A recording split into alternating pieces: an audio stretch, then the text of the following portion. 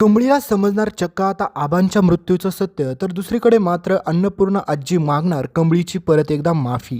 तर नक्की काय घडतं चला संपूर्ण अपडेट जाणून घेऊया. त्यासाठी व्हिडिओ शेवटपर्यंत पहा आणि व्हिडिओ नसाल तर व्हिडिओ लाईक करा आणि चॅनलला सबस्क्राईब करून सोबतचं बेल नोटिफिकेशन ऑन करायला विसरू नका. तर मित्रांनो, आता फायनली आपल्या कमळीला अन्नपूर्णा आजींचं जे कॉलेज असतं त्यामधून काढलेलं असतं. पण या सगळ्याच्या पाठीमागे कोण आहे हे तुम्हाला पण समजलंच असेल. म्हणजेच हे सगळं कामिनीने करायला सांगितलेलं असतं, कारण की त्यांना त्या कॉलेजमध्ये कमळी नकोच हवी असते आणि तिला आता हॉस्टेलमधून पण काढलं. त्याच्यामुळे कमळीचा राहण्याचा प्रश्न देखील आता उपस्थित झालेला असतो. पण आता काही जरी झालं तरी तुम्हाला माहितीच आहे की आपल्या कमळीच्या सपोर्टमध्ये खूप लोक उभे असतात आणि खास करून कमळीसाठी आता ऋषी सरांनी चक्क स्वतःचा जॉब देखील सोडलेला असतो, म्हणजे शिकवणी बंद केलेली असते.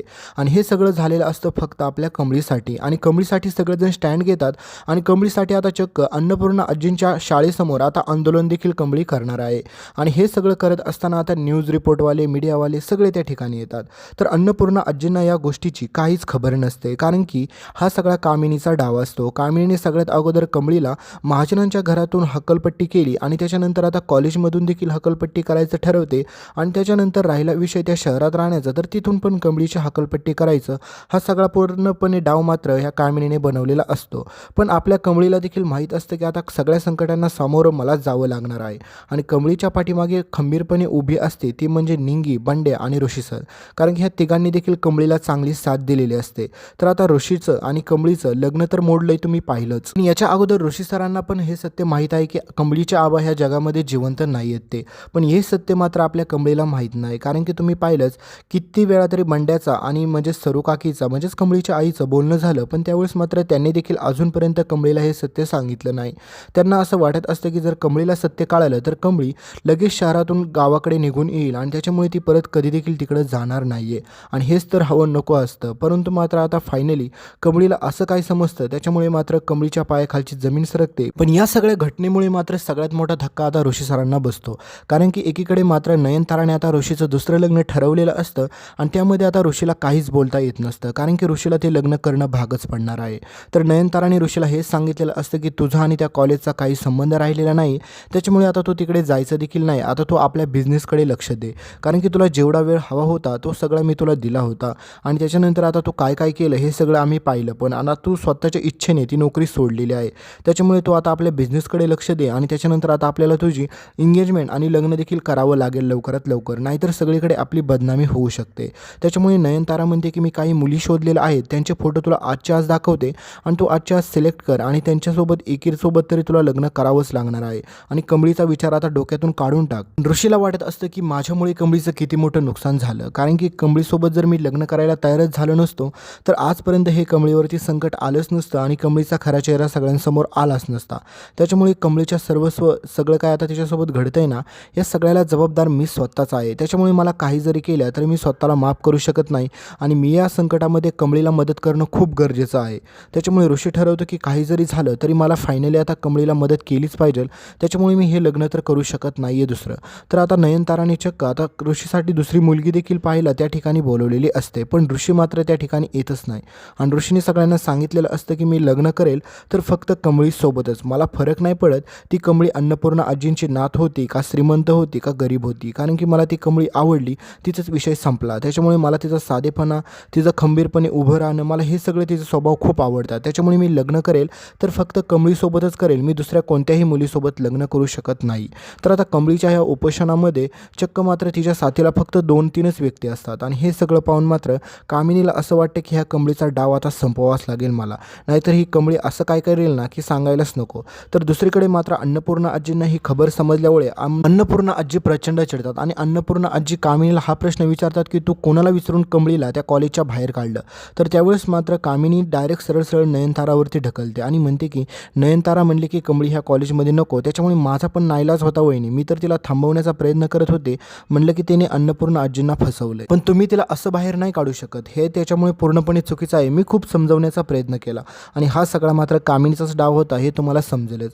तर पुढे आता कमळीला राहायला काहीच ठिकाण नसतं, त्याच्यामुळे ती आता पुढे जाणार आहे तारिणीच्या घरी आणि हे सगळं कोण मदत करतं तिला, तर तिला ऋषी सर मदत करतात. कारण की तुम्हाला माहितीच आहे की ऋषी सरांना देखील माहीत असतं आता कमळीला आश्रयाची गरज आहे आणि तिला तर तो स्वतःच्या घरी घेऊन जाऊ शकत नाही, कारण की नयनतारा कमळीला त्या घरात कधीच पाऊल ठेवून देणार नाही आहे. तर दुसरीकडे मात्र बिचारी कमळीने ठरवलेलं असतं की काही जरी झालं तरी सगळ्या संकटांना ती अशा प्रकारे सामोरं जाईल ना की त्यामध्ये ती कधीच हार मानणार नाही. कारण की तिला सारखे तिच्या आबा आठवत असतात, त्या आबांनी दिलेली तिला शिकवण आठवत असते. त्याच्यामुळे कमळी ठरवत असते की काही जरी झालं तरी मात्र मी ह्या संकटाला सामोरं जाणारच. कारण की कमळीला जर शाळेतून कॉलेजमधून म्हणजेच काढून टाकलं तर कमळीचं पूर्णपणे शिक्षण बंद होऊन जाईल. तर फायनली मित्रांनो आता कमळीसमोर खूप भयंकर गोष्ट घडते. म्हणजेच एकीकडे तुम्हाला समजेल की आता गौरी म्हणजेच आपली सरू ती ठरवते की आता कमळीसोबत एवढं मोठं संकट आलं आणि या संकटाला सगळ्यात मोठं जबाबदार कोण असेल तर ती म्हणजे फक्त ही कामिनी. त्याच्यामुळे गौरी ठरवते की काही जरी झालं तरी मी राजांची भेट घेते आणि राजांना सगळं सत्य सांगून टाकते. पण आता हे सगळं होत असताना मात्र राजांची आणि गौरीची भेट होणं गरजेचं असतं. तर दुसरीकडे अन्नपूर्णा आजींनी पूर्णपणे अबोला धरलेला असतो राजांसोबत, कारण की ती बोलतच नसते. त्याच्यामुळे राजांना टेन्शनच येत असतं. त्याच्यामुळे राजन देखील घाबरून आता मंदिरात जातो. तर दुसरीकडे आपली गौरी देखील आता मंदिरात येते आणि त्या ठिकाणी ते दोघेजण देखील भेटल्याच्या नंतर सगळ्यात भयानक कहाणी ट्विस्ट येतो. त्यावेळेस मात्र राजांना माहीतच नसतं की त्याच्या घरामध्ये कमळी होती तीच त्याची खरी मुलगी होती. पण आता गौरी म्हणते की तुम्ही ओळखायला चुकला राजन, कारण की तुम्ही खूप मोठी चूक केली तुमच्या आयुष्यामध्ये. पण राजनला समजत नसतं की नेमकी मी काय चूक केलेली आहे, कारण की कमळी त्याची मुलगी नाही हे त्याला समजलेलं असतं. पण मात्र गौरीला हे सत्य माहीत असतं. पण गौरीच्या मूर्खपणामुळे अजूनपर्यंत राजनला हे कळू शकलं नाही की कमळी त्याची खरं मुलगी आहे ती. तर आता ह्या गौरीने किती दिवस राजनला वाट पाहायला लावायची आणि बिचाऱ्या अन्नपूर्णा आजींची परीक्षा घ्यायची. त्याच्यामुळे तिने लवकरात लवकर राजांना हे सत्य सांगायला हवं होतं. आणि मित्रांनो कुठून ना कुठून आता कमळीला ही बातमी समजते की तिचे आजोबा म्हणजेच आबा जिवंत नाही आहेत. आणि हे कळाल्याच्या नंतर कमळीच्या पायाखालची जमीन सरकते. हे सगळं कोण सांगतं तुम्हाला माहीत आहे का? हे सगळं कामिनी शोधून काढणार आहे. आणि कामिनी आता सगळीकडे असं करणार आहे की कमळीचे आबा जिवंत नाहीत. त्याच्यामुळे कमळीला हे शहर सोडून आता निघून जावंच लागणार आहे. आणि हे सगळं कळाल्याच्या नंतर बिचारा कमळीच्या डोळ्यात पाणी येतं. कमळीला कळत नाही की नेमकं काय करावं. आणि कमळी परत एकदा ऋषी सरांना जाऊन म्हणते की तुम्हाला हे माहीत होतं ना की माझे आबा ह्या जगात नाही आहेत, मग तुम्ही माझ्यासोबत असं का खोटं बोलला.